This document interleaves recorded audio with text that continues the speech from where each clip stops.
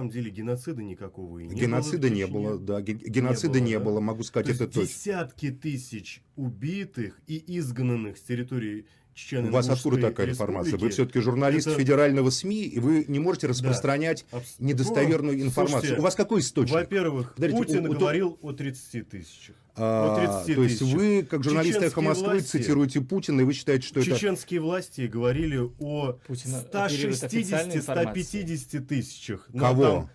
Из убитых. Кого, русских, что ли? Убитых разных человек, из которых большая часть это русские. Кто вам это сказал? Это говорили чеченские власти, но они туда, видимо, включили я еще не знаю, какие вы власти, без вести. Я не знаю, какие вы власти имеете в виду. Я знаю, что того, что называется геноцидом, до начала войны не было. Был общий фон криминала, бандитизма, на который накладывался этническое противостояние, которое было, поверьте, в Москве, в Екатеринбурге, везде. Бандитский Петербург, описанный Андреем Константиновым в его цикле романов и потом в фильме «Бортко». Только вот наложите на бандитский Петербург, где тоже есть там противостояние группировок этнических. Это все. У слабых отбирали квартиры. Это было по всей стране. Не у слабых, а у русских, да, в Чечне. У слабых, можно я договорю? У слабых отбирали квартиры. Ваши фантазии достаточно примитивны. Честно говоря, меня не особенно интересует, потому что я это все видел своими глазами. Я могу сказать, что русских, чеченцы, в массе своей не геноцидизировали, не истребляли и не изгоняли. Большая часть русского населения Грозного погибла, когда ельцинская банда начала артиллерийский обстрел густонаселенного города, в котором жили по преимуществу русские. Поэтому русские погибли под Ельцинским.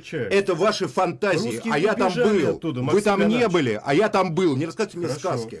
Не покупайте квартиры у Маши, они все равно будут наши. Подождите. Слушайте, здесь тоже отбирали у квартир только в Москве здесь у старушек. Остались, только их еще больше стало в Москве. Причем тут жить, а в чеченцы? Чечне русских не осталось вообще. То есть вы сознательно сейчас сеете ненависть к чеченскому народу, распространяя вот эти фантазии. Своими именами. Вы лжете, вы лжете, это ложь, это наглая ложь, которую вы ни на чем не можете основываться. Нет такой статистики. Это просто домыслы фашистской пропаганды, которую вы повторяете. Ингуши в Назрань. Таких вот лозунгов. Ничего этого не было, да?